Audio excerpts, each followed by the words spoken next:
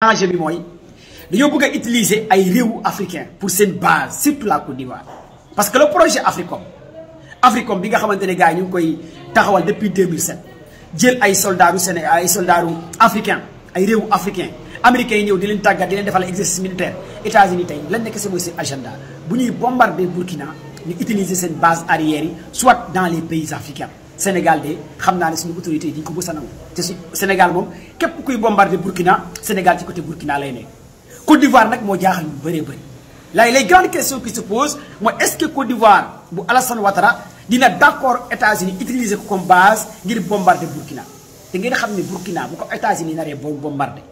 naree attaqué mooy AES Mali day dem en guerre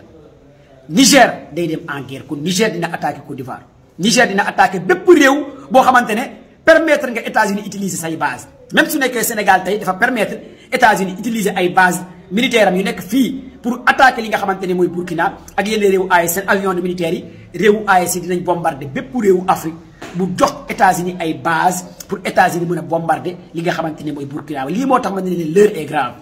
solution bi nag lenn kese la ñun africains yi nañ doon benn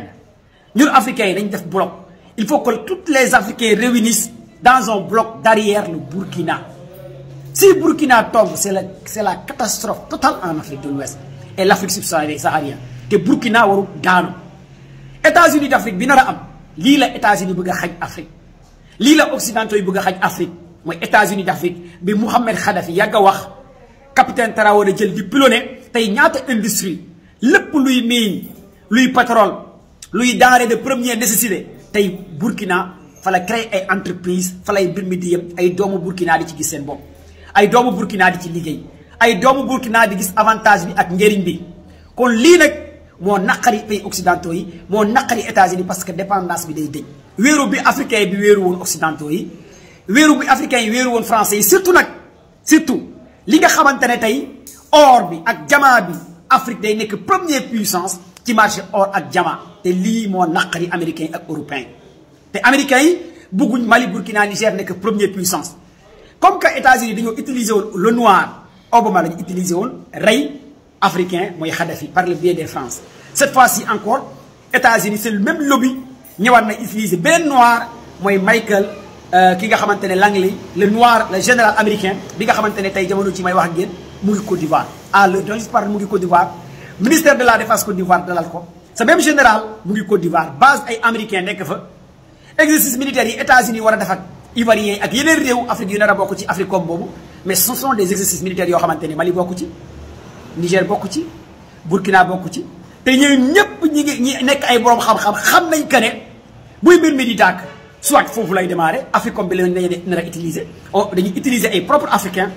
wala utiliser ay bases militaires africains pour rey ay africains lii moo tax nag bés bu Burkina naree daanu catastrophe bu métti mooy am Afrique guerre bu métti mooy am Afrique parce que kenn ci africains yi du seetaan Burkina di daanu Mali di ko seetaan Niger di ko seetaan te dina am yeneen réew